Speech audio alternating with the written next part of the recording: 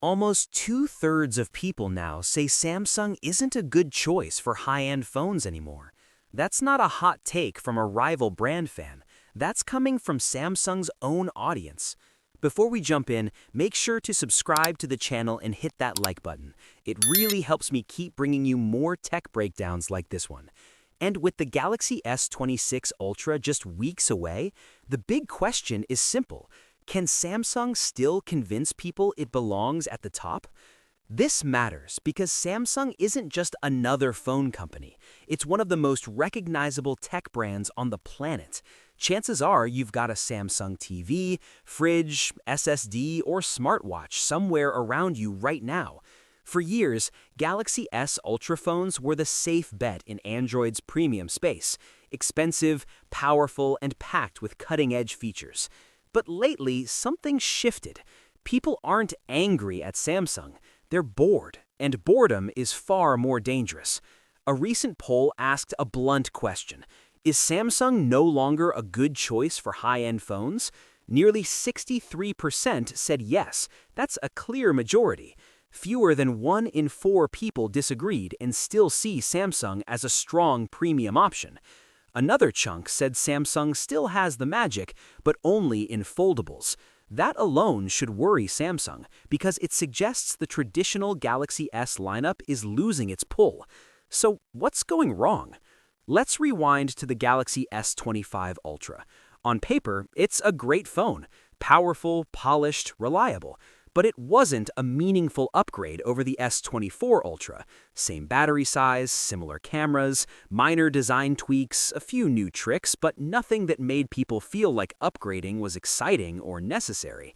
When a flagship phone feels like a refinement instead of a leap, interest drops fast, and that's exactly what's happening. Now we're heading into the Galaxy S26 era, and the rumors aren't helping Samsung's case. The biggest red flag is the battery. Once again, the S26 Ultra is expected to stick with a 5,000 mAh battery. That number hasn't changed in years. Meanwhile, Chinese competitors like the OnePlus 15 are pushing massive 7,000 plus mAh batteries. Some phones go even higher. Samsung isn't failing here, but it's playing safe while others are pushing boundaries. The camera story doesn't inspire much confidence either. The S26 Ultra's 3x telephoto camera may get a physically smaller sensor. Yes, Samsung will absolutely lean on software optimization, and yes, its image processing is excellent, but hardware still matters. Bigger sensors capture more light. Shrinking one on a premium phone feels like moving backward, especially when rivals are doing the opposite. Then there's the display.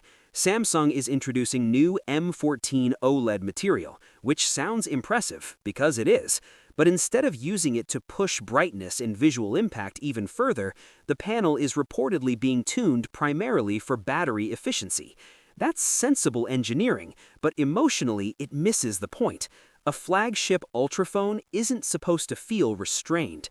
No one buys a Ferrari because it sips fuel. They buy it because it's outrageous. And the situation looks even worse for the non-Ultra models.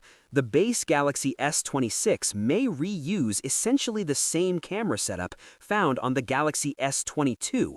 That's a 3-generation-old configuration on a new flagship phone. At this price level, that's a tough sell, no matter how good the software is. Even Ice Universe, one of the most trusted Samsung tipsters, didn't sugarcoat it. His advice was simple. Only consider the S26 Ultra. Don't waste money on the S26 or S26 Plus.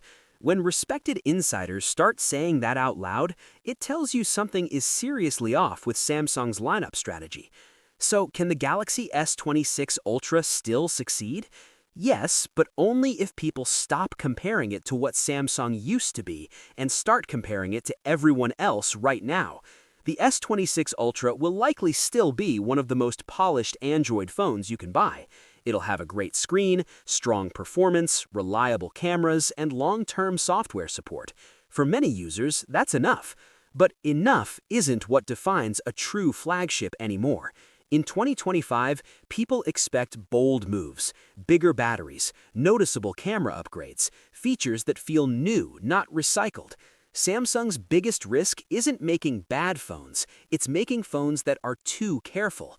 Right now, Samsung feels like a company protecting its position instead of redefining it.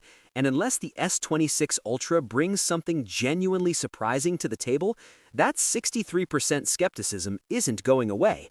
It might even grow. What's your thoughts on this? Let me know in the comments section.